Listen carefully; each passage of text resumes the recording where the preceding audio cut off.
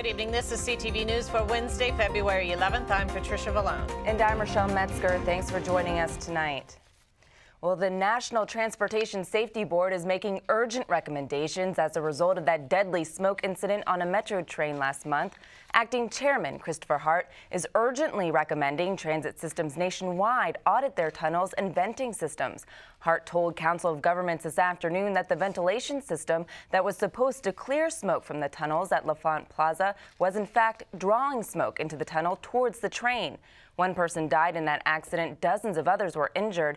NTSB findings indicate the wrong venting fans were turned on and other fans either malfunctioned during the incident or weren't working at all. Hart says Metro didn't have the written ventilation procedures in place for smoke and fire vents. The smoke is coming back more and more upon the people. The fan in the station was bringing the smoke from the arcing source through the train toward the station, the exhaust fan in the station. The system is safe. We're working on it on a daily basis to make it even safer, and we're going to follow the NTSB recommendations and the recommendations that we come up with to make it even safer. WMATA officials told COG it would help implement enhanced emergency training and continue work on improving the communication system, which was a major problem during that incident. Prince George's Fire Chief Mark Bashore updated COG on what the steps emergency responders around the region should have taken. Number 1, we have confirmed testing of all underground radio systems. Number 2, we have reported all system gaps to WMATA. Number 3, we have identified gaps in the radio system testing processes. Number 4, we have agreed to a weekly testing in the district and a biweekly testing outside of the district. A public hearing on Metro accident is planned for late June at the NTSB facility. The Muslim community is mourning the loss of 3 students that were gunned down in what some are calling a hate crime. Yesterday, about 5 p.m. in the Chapel Hill, North Carolina area, Dia Babrakat and his wife Yashur Mohammed and her sister Rezan Abu Salha were in their apartment when police say 46-year-old Craig Hicks allegedly shot them in the head execution style. Officials say the motive was an ongoing dispute over a parking space. CTV's Norn Tagori was a close friend of the victims and spoke to us about the incident. Very active on social media talking about his hate towards religion and towards Muslims. And the father had talked about how this man had spoken to the victims before with a gun in his hand and had threatened them before, so this wasn't something new. They just didn't think he would take it to this extent. So I do think that we need to look a little bit further into the situation. These kids were so active in their community beyond like normal activism in the community.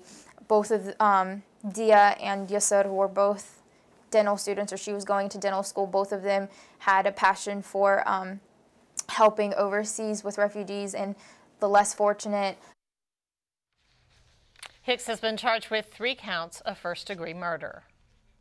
A 17-year-old high school student from Frederick County is dead after her SUV collided with a school bus.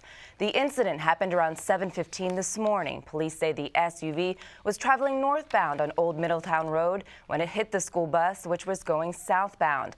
A student riding on the bus and the driver were taken to the hospital with minor injuries.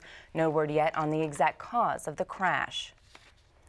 Well, crews from the Maryland State Highway Administration are working to fix a bridge after chunks of concrete fell from it, nearly injuring a driver. On Tuesday, a woman was traveling along Suitland Road below the I-495 bridge when the large pieces fell on top of her car, smashing the window and hood. According to SHA, in 2014, the same bridge was rated as one of 81 in the state considered, quote, structurally deficient under federal standards. Officials say engineers will be working on the bridge the majority of the day to fix the damages. You could be paying more to book your travel on the internet if one state senator has his way. Richard Madaleno, the vice chairman of the Senate Budget and Taxation Committee, is sponsoring a bill that would add a state sales tax to online hotel bookings. Now, the tax would also apply to brick and mortar travel agents. Steve Shore, president of the Travel Technology Association, says this increase would make Maryland hotels more expensive and less competitive.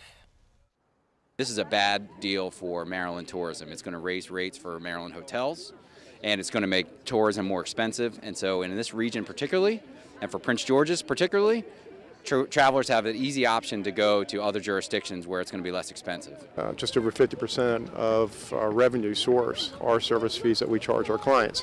Majority of our clients are corporations, and so therefore of that percentage, of that close to 55% percentage would be taxed.